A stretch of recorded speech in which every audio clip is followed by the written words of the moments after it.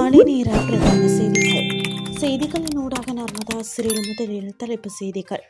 ஹட்டனில் பேருந்து விபத்தில் காயமுற்ற 23 பேரில் ஒருவர் உயிரிழப்பு. கோதுமை மாவின் விலை அதிகரிப்பு. ஈரானின் இராணுவம் முற்றாக சிதைக்கப்பட்டது. ட்ரம்ப் பகிரங்க அறிவிப்பு. இனி விரிவான செய்திகள். ஹட்டன் டிகோயா பிரதான வீதியின் பட்டல்கல பகுதியில் நேற்று பிற்பகல் இடம்பெற்ற பேருந்து விபத்தில் காயமடைந்தவர்களில் ஒருவர் உயிரிழந்துள்ளதாக காவல்துறை தெரிவித்துள்ளது. விபத்தில் காயமடைந்த 22 பேர் டிகோயா கிளங்கன் மருத்துவமனையில் அனுமதிக்கப்பட்டுள்ளனர். டயகமவில் இருந்து போடைஸ் வழியாக கட்டன் நோக்கி பயணித்த தனியார் பயணிகள் பேருந்து ஒன்று பிற்பகல் 3 மணியளவில் டிகோயா பட்டல்கலா பகுதியில் வைத்து எதிரே வந்த வாகனத்திற்கு இடமளிக்க முயன்ற போது கட்டுப்பாட்டை இழந்து சுமார் 25 அடி பள்ளத்தில் விழுந்து விபத்துக்குள்ளானது. காயமடைந்தவர்களில் பாடசாலை மாணவர்கள், பேருந்தின் ஓட்டுநர் மற்றும் நடத்துனர் ஆகியோரும் அடங்குவதாக தெரிவிக்கப்படுகிறது. விபத்து இடம்பெற்ற வேளையில் பேருந்தில் சுமார் 35 பயணிகள் பயணித்துள்ளனர்.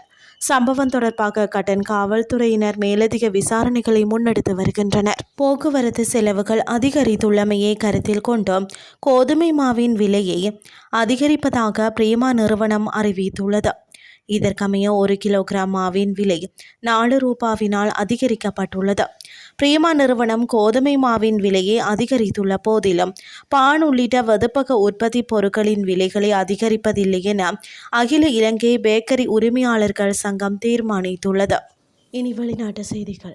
ஈரானின் கடற்படை, விமானப்படை, விமான எதிர்ப்பு மற்றும் ரேடார் அமைப்புகளை அமெரிக்கா முழுமையாக அழித்துவிட்டது என ஜனாதிபதி டொனால்ட் ட்ரம்ப் தெரிவித்துள்ளார். வெள்ளை மாளிகையில் ஓவல் அலுவலகத்தில் உரையாற்றிய போதே அவர் இதனை தெரிவித்துள்ளார்.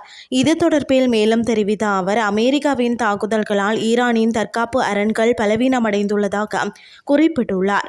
அவர்களிடம் இப்போது மிஞ்சியிருப்பது மிக குறைவுதான் எனவும், ஒரு சிறிய சதவீத ஏவுகணைகள் மட்டுமே தற்போது அவர்களிடம் எஞ்சியுள்ளன எனவும் அவர் தெரிவித்துள்ளார். ஈரானின் ஏவுகணை உற்பத்தி நிலையங்களில் சுமார் 80% ஏற்கனவே அளிக்கப்பட்டுவிட்டதாக தெரிவித்த ட்ரம்ப் அந்நாட்டின் தாக்குதல் நடத்தும் திறன் பெருமளவு முடக்கப்பட்டுள்ளதை சுட்டிக்காட்டியுள்ளார்.